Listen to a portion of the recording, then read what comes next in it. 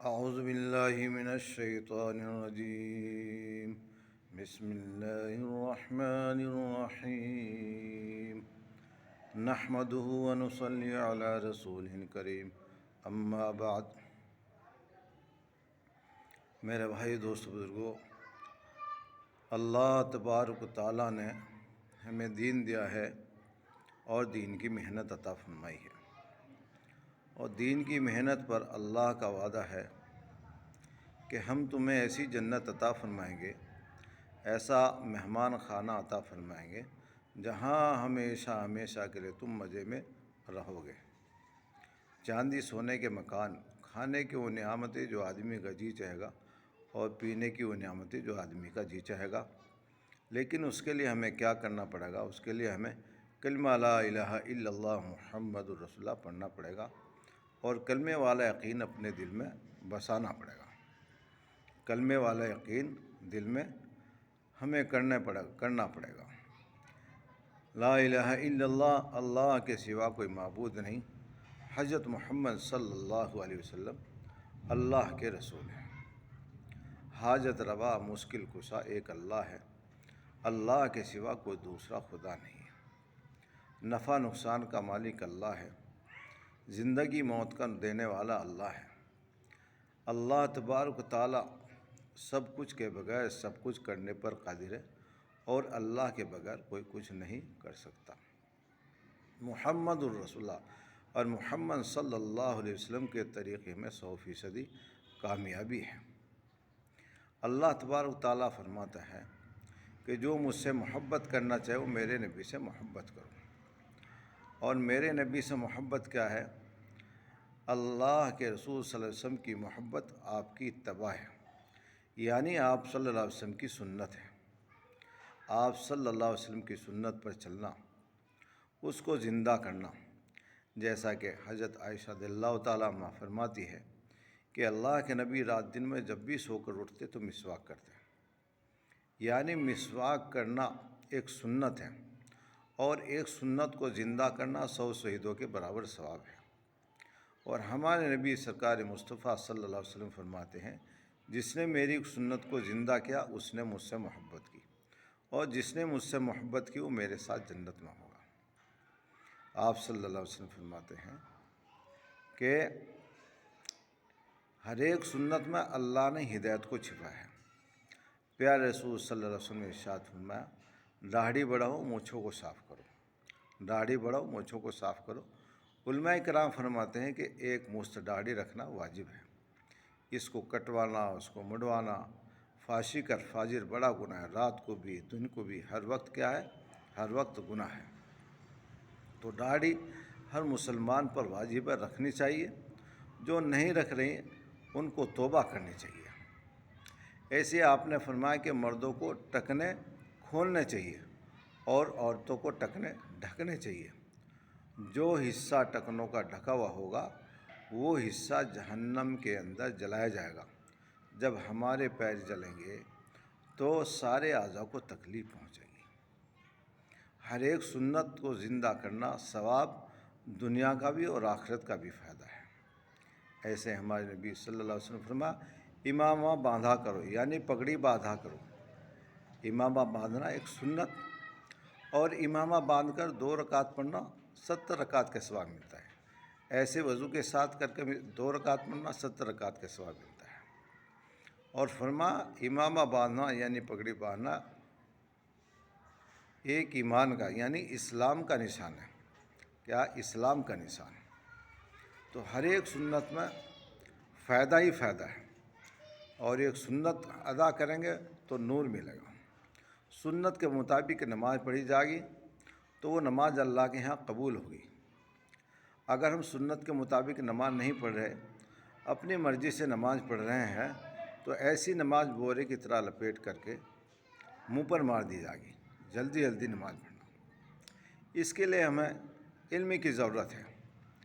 علم جو ہے فرمایا کہ اتنا علم سیکھنا ضروری ہے تاکہ حلال اور حرام کی تمیز ہو جائے، اور اتنا ذکر کرنا کہ اللہ کا دھیان پیدا ہو جائے۔ ہر وقت اللہ کا دھیان پیدا ہو جائے، چلتے پھرتے اٹھتے بیٹھتے وقت ہمیں اللہ کا ذکر کرنے کی عادت پڑ جائے۔ اس کے لیے استغفار، درود شریف، 30 کلمے کی تسبیحات کی پابندی کریں اور اکرام ہماری زندگی میں آ جائے۔ ہم چھوٹوں پر شفقت کرنے والے بن جائے، بڑوں کی عزت کرنے والے بن جائے، علماء دین کی قدر کرنے والے بن جائے، امر بالمعروف اور نہی عن المنکر، اچھی باتوں کا حکم کرنے والے بن جائے، بری باتوں سے ہم منع کرنے والے بن جائیں۔ اور فرمایا غیبت سے ہم بچے، حسد سے بچے، کینہ سے بچے، کپٹ سے بچے، دوسروں کو نقصان پہنچانے سے بچے۔ ہر ایک ایمان والے کی، ہر ایک انسان کی ہم قدر کرنے والے بن جائیں، ہر ایک انسان کا اکرام کرنے والے بن جائیں۔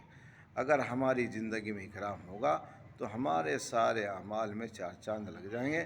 اگر ہماری زندگی میں اکرام نہیں آیا، ہم اپنے کو بڑا سمجھتے رہے، دوسروں کو چھوٹا سمجھتے رہے، دوسروں کے عیبوں پر ہم کیا ہے، دوسروں کے عیبوں کو ہم نکال لیں، تو ایسے ہی قیامت کے دن فرمایا جو آدمی دوسروں کے عیبوں کو تلاش کرتا ہے، قیامت کے دن اس کے عیبوں کو کھولا جائے گا۔ جو دوسروں کے عیبوں پر پردہ ڈالتا ہے، اس کے اللہ تعالیٰ اس کے عیبوں پر پردہ ڈالیں گے۔ اللہ کے لیے کسی کو ایک گھونٹ پانی پلا دیا، کسی کو کھانا کھلا دیا، کسی کو صدقہ خیرات کر دیا، اس کا دنیا کے اندر بھی اجر ہے، آخرت کے اندر بھی اجر ہے۔ اور ہر کام میں اخلاص آ جائے، اللہ کو راضی کرنے والے بن جائے۔ ہر ایک عمل، چھوٹا سے چھوٹا عمل بھی، 1 روپیہ اگر ہم صدقہ خیرات کریں گے اللہ کی رضا کے لیے، اس کا عہد پہاڑ کے برابر ثواب ملے گا۔ اگر ہم دکھاوے کے لیے بھی 1 روپیہ خرچ کریں گے، اس کا ثواب کچھ نہیں اور پکڑ کا ذریعہ بنے گا۔ اللہ ہر ایک عمل میں ہماری نیت ہو اللہ کو راضی کرنے کی، ہر ایک عمل میں نیت۔ پہلے عمل کرنے سے پہلے ہم اپنی نیت کو ٹٹولیں کہ میں یہ عمل جو کر رہا ہوں اس کے اندر ریاکاری ہے یا اللہ کی رضا کے لیے کر رہا ہوں۔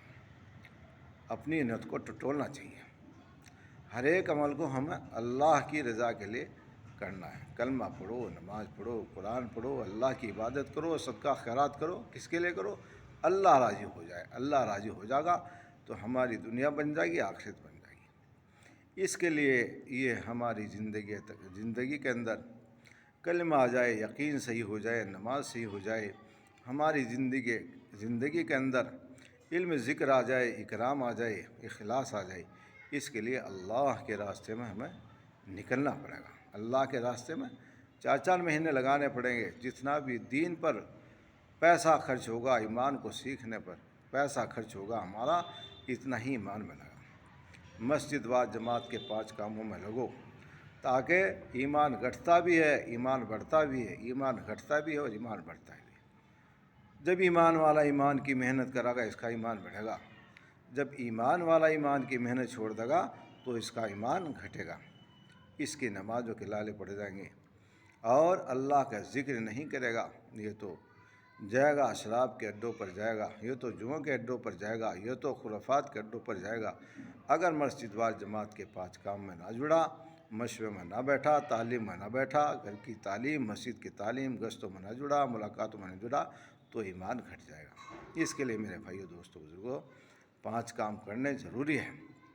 علماء فرماتے جو آدمی 5 کام میں جڑے گا، اللہ تعالیٰ اس کو مرنے سے پہلے ولی بنا دے گا، اللہ تعالیٰ اس کو ولی بنا دے گا۔